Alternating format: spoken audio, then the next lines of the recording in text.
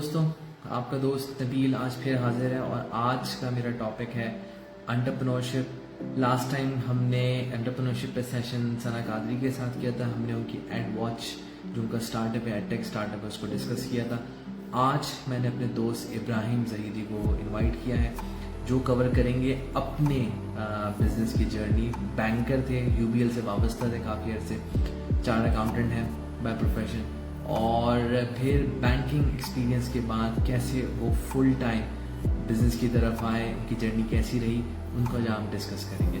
अच्छा, इसके साथ साथ मैं उनको इनवाइट भी कर लेता हूँ। बस मैं ये बताता चलूँ कि मैं इस सेशन के लिए स्पॉन्सर किया है ग्रीन हाउस कैफे ने, जो ज़ेबिस यूनिवर्सिटी के सामने वाक़ है। मेरे दोस्त शहरियार का है, उसको विजिट करें, अपना एक्सपीरियंस शेयर करें।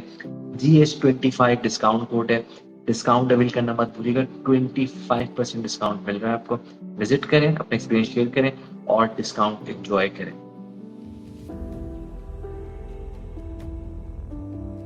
फैमिली एस्पेक्ट भी आता है इसके अंदर कि जब आप एक लगी बंदी सैलरी वाली एक डिसेंट जॉब जिसके जबरदस्त STP level and all that वो छोड़ के जब जा रहे होते हैं तो लोग बोलते हैं कि इसलिए तुमने सीए किया था। तो वो नहीं आया, वो चैलेंज नहीं आया। घर वाले मतलब रोकते हैं कि भाई क्या हिमाकत करने वाले हो। देखिए, मैं वही कहूँगा कि अल्हम्दुलिल्लाह मेरे केस के अंदर माशाल्लाह से मुझे तो भरपूर सपोर्ट थी फैमिली की तरफ से। ठीक है कि अल्हम्दुलिल्लाह बहुत शुक्र है अल्लाह का कि बहुत ही ज़्यादा सपोर्टिव फैमिली अल्लाह ताला ने मुझे अता की है। ठीक है, जहाँ तक पेरेंट्स की बात करें, देन जो मेरी वाइफ है उनकी मुझे बहुत सपोर्ट थी। Basically she was the one who motivated me. देखिए, आप इतना बड़ा कदम उठाते हैं, जाहिर सी बात है कि साल के 12 महीने तो आप बिजनेस नहीं लिख सकते, साइक्लिकल काम होता है। वो पीरियड भी आता है, 6 महीने आते हैं जब आप कुछ नहीं लिखा होता है। जब आप कुछ नहीं लिख रहे होते तो आपको एक अंदर से परेशानी होती है कि यार क्या ये सही फैसला था, या ऐसा तो नहीं कि बस अब नलका बंद हो गया, आगे कुछ नहीं है, कि जितना था 6 महीने पहले तक था, आगे क्या होगा। तो उस टाइम पे my wife had been my full, मतलब एक होल सपोर्ट थी मुझे उनकी तरफ से। अच्छा, मजे की बात है कि she is also chartered accountant, so she knows कि व्हाट दिस प्रोफेशन नीड्स और व्हाट किस रिक्वायरमेंट्स क्या होती हैं इस प्रोफेशन की, क्या डिमांड्स होती हैं इस प्रोफेशन की। And if someone who is into business, starting a business, तो उसकी क्या डायनामिक्स होते हैं। तो she had been supportive and she is still very much supportive and ये कि और उन्होंने बहुत इनकरेज किया मुझे। और जहाँ पे भी थोड़ा सा एक नेगेटिविटी या थोड़ा सा डिप्रेशन होता था तो she was always there to support me. तो या करीब तो नहीं करी ना वो, मेरी तारीफें कर रहा है। करीब तो नहीं करी ना आपके, अपनी तारीफें कर। यार देखो, इस वक्त जो है मेरे पीछे घड़ी नजर आ रही है तो सब सो रहे हैं घर में। अच्छा, चलें, ग्रेट है। तो अच्छा, लेकिन एक चीज ये भी है, अब ये बहुत छुपता हुआ सवाल भी हो सकता है, वो ये कि जब आपने अपना बिजनेस स्टार्ट किया, जाहिर सी बात है कि you were aggressively doing business development, pressure आता है। आपका नेटवर्क आपको कितना सपोर्ट करता है?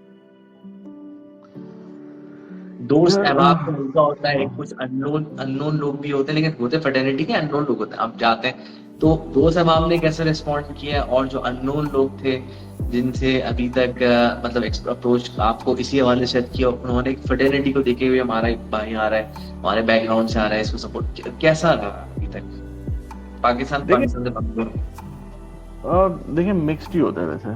ठीक है, मेरे केस में ये हुआ कि माशाल्लाह से मेरी इतने सारे लोगों से हेलो हाय अच्छी है।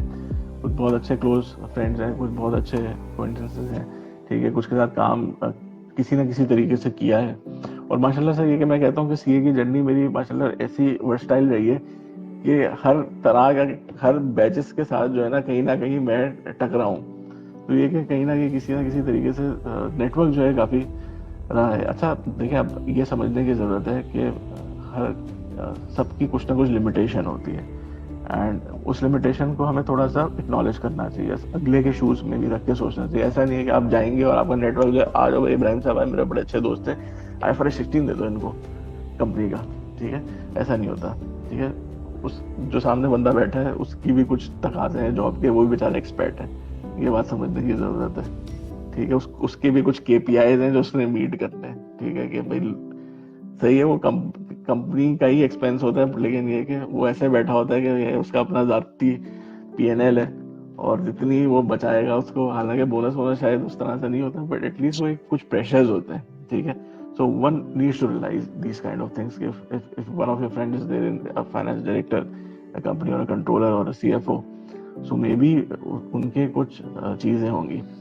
तो ये लेकिन बहुत जरूरी है कि आपको एंट्री मिल जाती है शुरू में. देखिए एंट्री बहुत जरूरी है, फिर आप अपने काम से लोगों को इम्प्रेस करते हैं, ठीक है, फिर वो दोस्ती और नेटवर्क जो है ना वो खुद ही पीछे हो जाता है. सो यस, एज अ की टू दी ऑर्गेनाइजेशन, नेटवर्क बहुत सपोर्टिव है.